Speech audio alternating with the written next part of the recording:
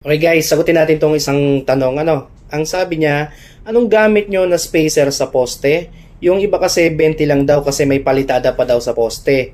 Yung iba naman 40 mm kasi maging undersize yung post kung babawasan ang concrete cover. Okay sir, na paggamit ng clear cover sir, actually ang sukat niyan o sinusukat yung clear cover mula dun sa concrete surface hanggang dun sa outer face ng rebar natin o mula dun sa anilyo hanggang dun sa finish ng column mo.